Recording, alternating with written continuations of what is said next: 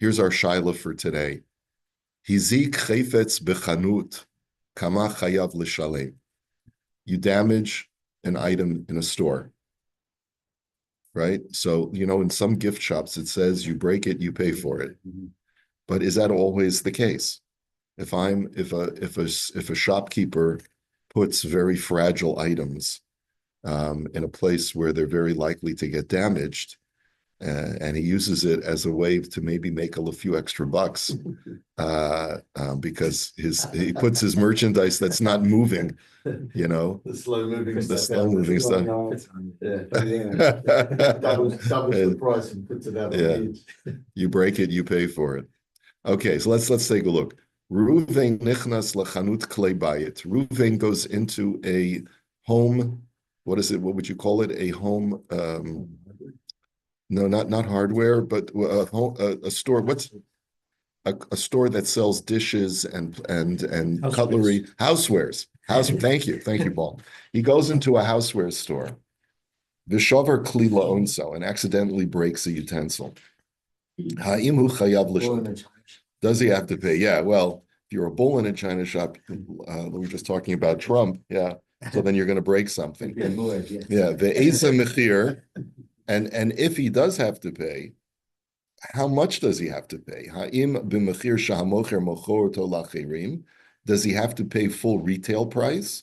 Or does he have to just pay cost? Okay, discuss. Anyone? From the store owner's standpoint, I guess he's lost what he's paying for it, but he's also lost the potential to sell it. Right? So you can hear both arguments. I would say that Good. he's lost, like we said, he's lost his profits, so full price. Basically, based on I market guess price. he's taken the effort to put it out on the shelf and it's ready to go and get retail price. So maybe you should get that. Is it? After maybe he doesn't want the customer to know how much you paid for it, how much your markup is, if it's too big. Well, you can offer a discount, huh? You know what, like 10% discount when Yeah, they that's pay right, for it. discount. Yeah. Is there any argument to be made that part of the cost of doing business is, they call it shrinkage, but that's due to theft, right? But isn't that also, a theft and loss? Let's say the retail store would get flooded and some merchandise would get damaged that way. It's just like the cost of doing business is that a certain percentage of merchandise is going to get broken over the course of, let's see, Ron, someone walks into your store, accidentally Spills coffee on one of your dresses. spills coffee on one of your dresses. What do you do? That's an annoying smile. For me, it's so different. I'm not dealing with the consumer. I'm dealing with people in the trade, right? Okay. So I'm wholesale. Okay, one of you. If they're a good customer, I look the other way. I mean, that depends. Yeah, because they're a good customer. In other words, you don't want to cut your nose to spite your face. Here we're dealing with a stranger who walks in. It's a retail customer. So The argument the rabbi is making is all well and good if you don't know who the culprit is.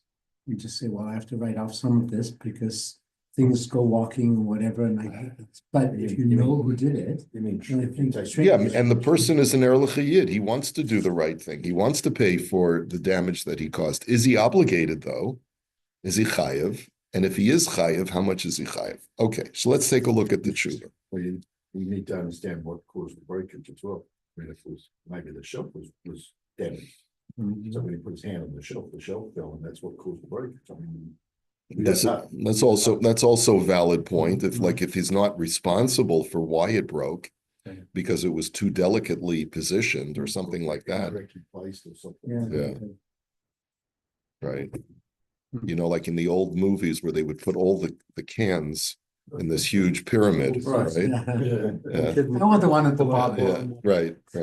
And they all kind What do they call it? That block game you play where you got to take out one block and Jingo. Right.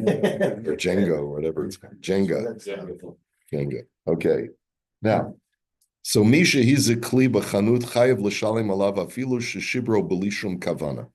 So first of all, let's establish halacha. You break a utensil in a store, even if you break it by accident, you have to pay for it. Because we have an established principle that any human being is assumed to be a damager, meaning that you don't get a one-off chance. Like with an animal who ends up damaging, so the first time it damages, if it's a goring animal, you pay chatzi nezek because you don't expect that you had no indication that an animal would behave like that. With human beings, we don't say that. Human beings are assumed to be clumsy and damaging people, and therefore you don't get a first time half off or something like that. The very first time you damage, you have to pay. And that's a social contract, essentially, is the way I believe Chazal view it. It's a social contract that we all share the same public space. And if you want to share that space, then you assume responsibility for damage that you may cause in that shared space. The same for kids, for the kids, walking around or playing around. And Yes, it does. However, the parents are not liable in that case. The parents generally are not liable. Although we did have a tshuva about that months and months ago, that even though technically parents cannot be held liable, Dina de Malchusa does hold them liable or something to that effect. We did say. Is it age relevant? So like the age of 6, 4 and a half? No, you have to be above bar mitzvah in order to be held liable. You're not liable. So child does, so there is a thing. Yeah. So vafilu ba'ones kamoshenivsak b'shulchan aruch, and this is true even if it was done completely by accident. But here's what we do have to deliberate. What price do you have to pay for the damage that you cause? The Gemara in Bava Metzia tells us as follows. Amar Shmuel, Adam shegazal mechaveru igul shel tamarim, shetevukim yachad. V'yesh be'igul zeh chamishim tamarim. Okay, a person steals a wheel of figs, a wheel of dates. Now, what is a wheel of dates? A wheel of dates is that they would take it's like a cake of dates. Dates are sticky, and you would stick all the dates into a wheel so that it's, for transportation purposes, dried dates. You don't want to just keep them loose because they didn't have boxes that, to store them in with, plastic lined corrugated boxes like we do today, but rather they would schlep them on top, put them on top of a camel. So you would put the dates in wheels, and that would be an easier method of transportation. Now, I have wheels of dates that I sell in my retail shop. I might have just one wheel out, and the customer would peel off how many dates he wants. And let's say he wants just a dozen dates. He'll peel them off the wheel that contains 50 dates, and he pays 1 pruta per date. He says, let's say there are 50 dates in this wheel. Va'adam shebaliknot et kol hakivutza biyachad mishalem 49 prutot. He says, if you buy the whole wheel, you pay 49. Okay. Aval adam shekona echad mishalim pruta al kol echad uvesacha kol ha'igol nimkar b'chamishim prutot. And you can buy them individually for 1 pruta each. So you get the whole wheel for 49. You get 50 dates for 49. Or if you buy them individually, they're 1 each. Okay. So obviously you're getting a discount for buying them wholesale. Or that's really what it is. A volume discount, exactly. Aval adam shekona echad, okay. V'hagazlan chazer b'tshuva uvolakaya mitzvahs v'heshavas hagzela sher gazal hasheili hikama yishalim. A guy steals a wheel of dates from a retail operation. How much does he have to pay? 49 or 50? Because the merchant can say, had you not stolen this wheel of dates, I could have made 50 prutas. And even though you stole the whole wheel, but you deprived me of the opportunity to profit.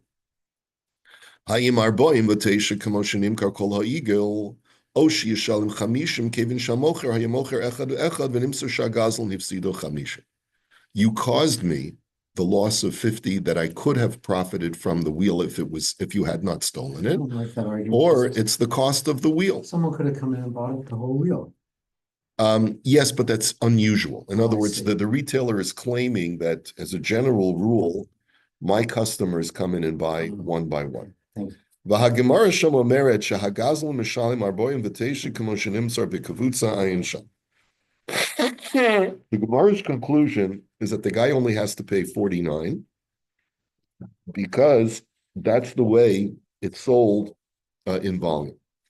V'chein pasak maran b'shulchan aruch hagozel eshkol shel tamarim ubo chamishim tamarim. If a person, the Shulchan Aruch says explicitly, if a person buys a cluster of dates that contains 50 pressed dates together, v'im yimkaru kulam yachad eno shave ela memtes prutas. If they're sold together, they fetch 49 prutas. V'im yimkaru kol echas b'fnei atzmo yishvu chamishim.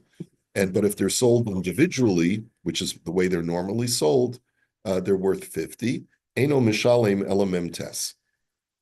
You only have to pay 49. Now, the cases are not exactly analogous because there you're stealing in volume and therefore you only have to pay the volume price. Mhm. Here, you're not breaking in volume. It's not like you broke, let's say 50 cases of dishes. Yeah, okay. Umashma mikan. When the retailer puts out the item, they don't expect to sell it at a wholesale price. Here, there's still a possibility. I know the rabbi said unlikely, but someone could come in and say, I want the whole wheel. But no one's going to come in and say, I'm going to pay wholesale. That's not true. That's not true. There are a lot of times where a person will make a deal with a retailer and say, I'll pay you 10% above your cost if you let me buy 10 pallets of this merchandise. It happens all the time. All right. There you go. Okay. Umashmi mikan shu chayev l'shalim kamo mechir shahamocher mocher la'acherim v'lo kamo hamechir sha'ala lo l'mocher liknoso. But it sounds from this Gemara, putting aside the 49 versus 50, what did it actually cost the retailer to buy from the wholesaler? It may have cost him only 40. Okay, right, or whatever his cost was. In fact, the secular law in this case, if you go into a store and bust a vase or something like that, the measure of damages for negligence would be to put him in his position that he'd be had you not been careless or whatever. And that would have been to give him the vase he had on the shelf. If you rewound the tape, you put the vase back and he'd have the vase. Give him the replacement give him value. his cost, because he still has the opportunity. If you give him the cost and he buys another one, he'll sell it at a profit to the next one. So he hasn't lost the profit. He hasn't lost the profit. Right. Okay. What if the So- guy couldn't get the price because that was the last one that was there? Yeah, well, whatever, but that is the measure of damages Yeah. for. Right. And Marvin's argument is a good argument. In other words, Yeah. the retailer didn't pay 49 or 50. He paid something like closer to 40, let's say. Yeah. And so the Shulchan Aruch does not entertain that Mhm. as the possibility. Mhm. So, and that's not like secular law. What we're saying here is that the Gazlan would have to pay the retail price. Okay. So the Shulchan Aruch never takes into account what the cost was to the retailer. He ain't safek shahamocher shemocher igul shel tamarim be'arbaim v'teisha shevadai shehu marviach al zeh. He says, because if a guy is selling a wheel that the minimum he would get would be 49 prutas, he certainly is making a profit. He certainly didn't pay 49 prutas for it. He certainly paid less. It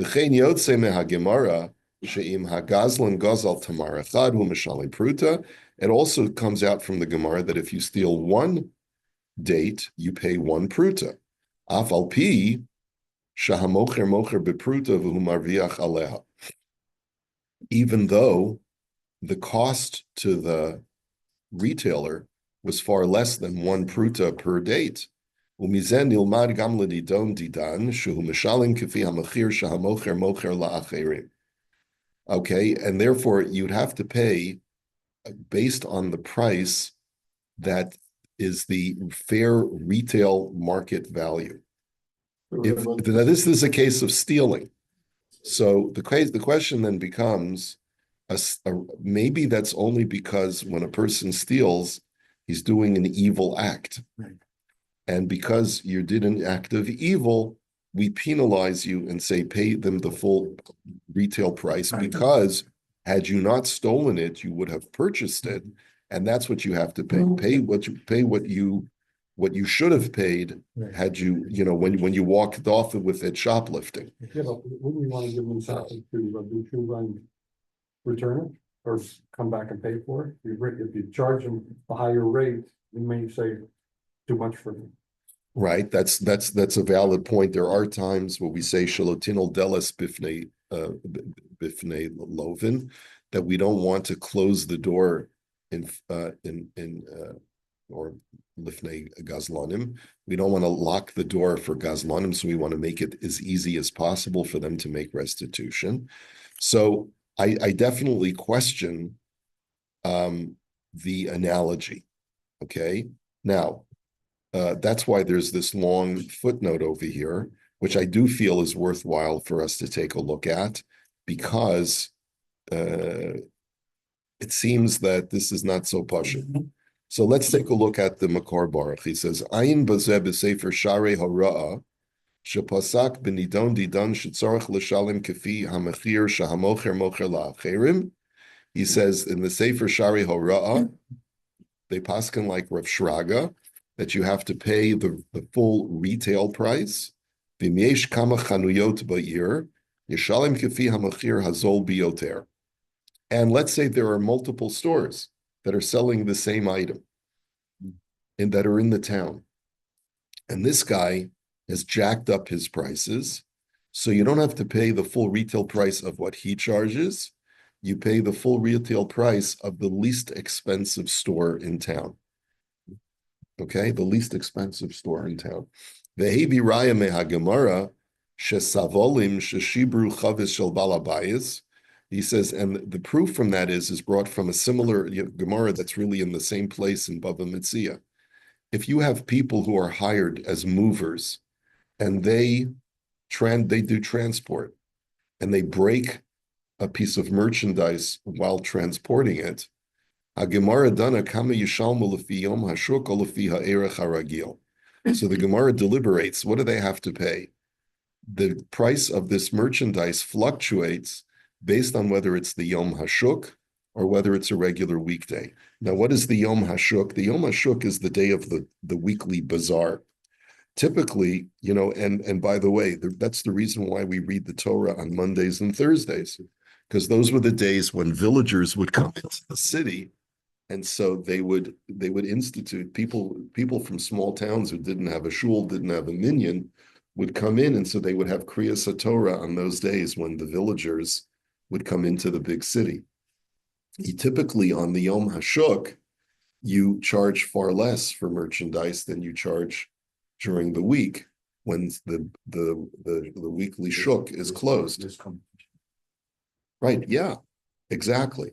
So the Gemara deliberates on how much, if a person breaks a piece of merchandise because he's transporting it, how much does he pay? Does he pay the value of what the Yom Hashuk is, the Shuk day, or does he pay the full retail price?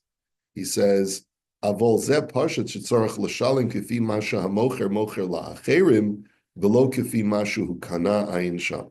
What is clear, regardless of whether you pay according to the Yom HaShuk or the regular full retail, you always pay the retail price, not the cost to the merchant. V'chein kasav b'sefer gamani odecha ayin sham. And this other sefer writes the same thing. V'chein b'sefer sharei hora'a he'ela shetzarach l'shalim kefi ma sheba'al hachanut mocher la'acherim.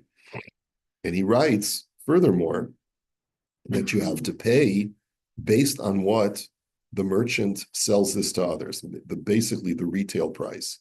Ve'hevi raya lezeh midivrei hanesidus Ala shebesov istapek de'efshar dainu dapke kishamocher yefshar lahasig od kli mizeh.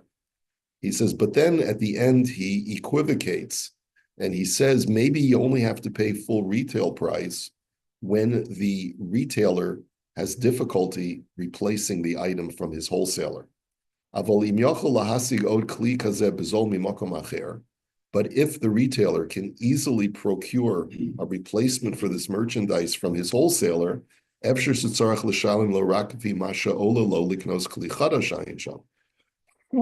could be that you only have the obligation to pay him his cost, what he would have to pay out of pocket to replace that item, not the full retail price. Now, so therefore there's some equivocation in this sefer's Sharei Hora. Now, v'hinei b'meh shekasa b'Sharei Hora chelek zayin sham, d'im yesh kama chanuyot b'ir yishalem kefi hamachir hazol biyoter. Now, regarding this, the first thing that he said, which was if there are multiple retail shops, then you only have to pay according to the full retail price of the least expensive store. Re'ei b'sefer shumat nezikin shehevi od svarim shekasvu kein. There's another sefer called Shumat Nezikin that bring other sources for that same argument. Aval pasak sheyesh leilech achar hamachir hamimutza ke'ein ma shekasav b'shulchan aruch ayin sham. But he says don't make the breaker pay according to the lowest retail price out there, but according to the average retail price. The average, not the lowest. In other words, let's say there's a range of for this vase, the most expensive that a person will charge for this exact same vase is $10, and the least expensive would be $8. But if so, it fluctuates between $8 and $10. So you charge him $9. Okay, and this is prevalent all the time. You have certain merchandise items that you can get at the dollar store for far less than the Dollar Tree, whatever it's called. You gotta be careful because it's. You're actually measuring the same. You have to make sure it's apples for apples. Yeah, I said the same quantity or the same. Right. So obviously, yeah, right. So sometimes it's the exact same item. Sometimes it is, and sometimes it's not. Okay.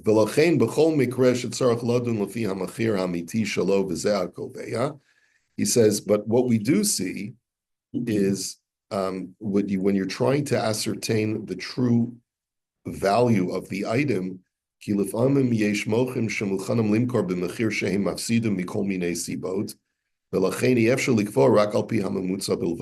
and the argument of paying the average price is because sometimes there are retailers who will actually sell below cost for whatever as a loss leader. Yeah. So therefore, what you're trying to do is you're trying to arrive at the fair market value. And that's why you take a range and you take the average of that range, not the lowest, because sometimes a person may say, listen, I need to clear shelf space, and this is an old item, I want to get rid of it. So he'll sell it at a loss, right? So he says, Heinei harav pasak shetzarach l'shalem kifi mashu hu mocher.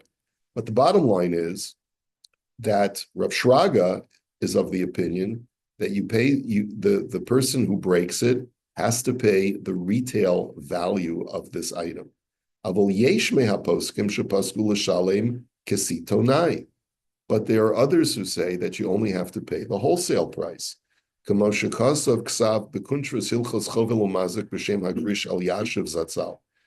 Rav Elyashiv had paskin. And that Sefer says also, V'chein sided Hagon Rav Nosson ben Senior.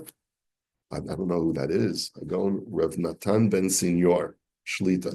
Maybe he's from Mexico. And the name Senor, he's got to be from Mexico. Bevei Tahora'ah. Is there such a name as Ben Senor? Have you ever heard such a name? Maybe from Spain. Yeah, maybe. Bevei Tahora'ah Ahavat Shalom. Okay, Ella dekasha aleim divrei hagemara sanal. He says the problem, of course, is based on all these Gemaras that Rav Shraga cited. What about the Gemara about the date wheel? Okay, the chavitza de tamari v'chenadin shel saval shibur suchavas, or the case of the workers who break the vase while it's in transport. They pay the retail price. The mashma lahedja shemasham kifi masha hamocher mocher lacher. They have to pay whatever the guy charges for the item is what they have to pay. One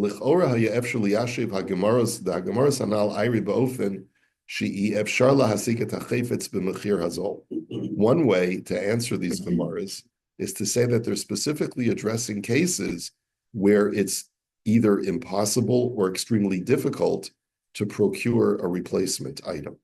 Okay?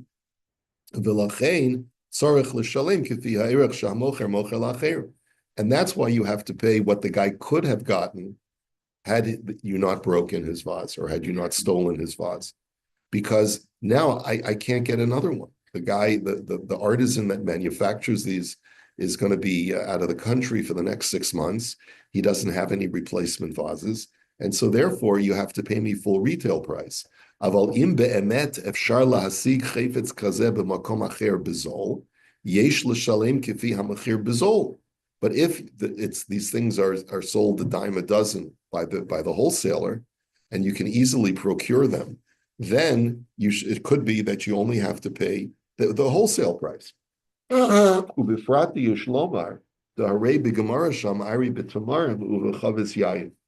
He says, and one of the indications is because the cases of the Gemara is a wheel of dates, and in the case of the movers, they break a barrel of wine.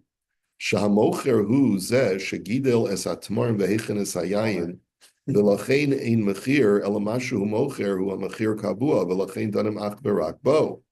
He says the seller is the guy who's either who himself is the manufacturer of the goods. It could be that the guy who sells the wheels of dates is a date farmer, and he presses the dates himself. Or the wine merchant is not just buying from another farm, but he himself presses the wine, and that's the reason why he's entitled to the retail price. Amnam zerak dechia l'raya mehagemara sanal. Ula makati ein raya ein mikan raya shaholchem lefi hamachir shal asitonai v'lo lefi hamachir shamocher mochel acher v'dok. That only is a deflection of those Gemaras that seem to indicate that you always pay full retail price.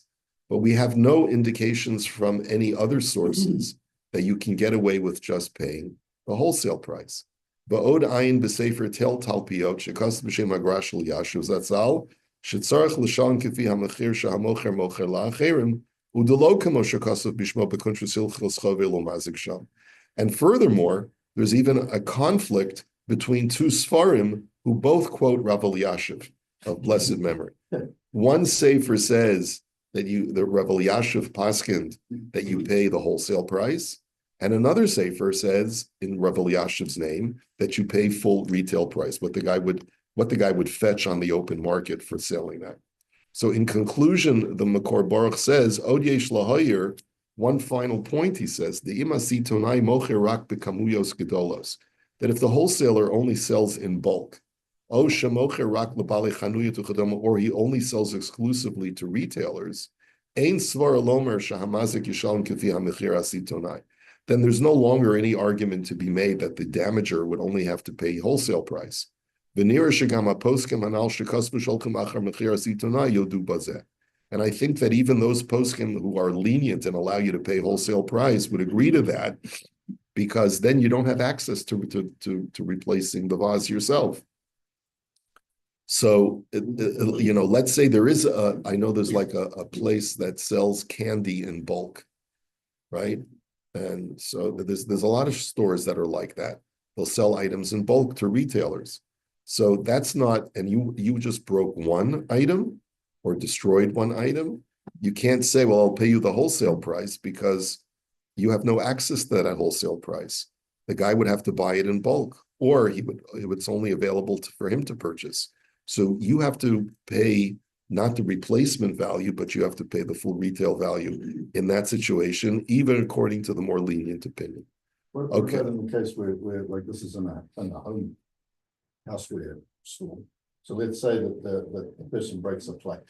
And it's part of a set. And it's part of a set. And it's part of a set. So now what do you do? Does he have to pay for the whole set? That's a really fair question.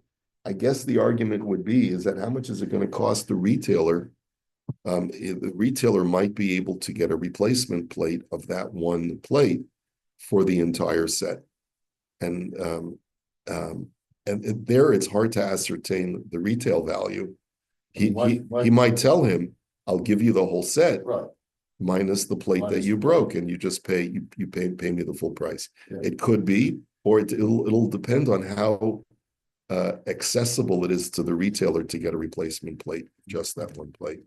All right, we'll have to hold it here. See you Friday. Again, my deep apologies for missing so many days. We'll get back on track very soon. See you Friday. Thank you.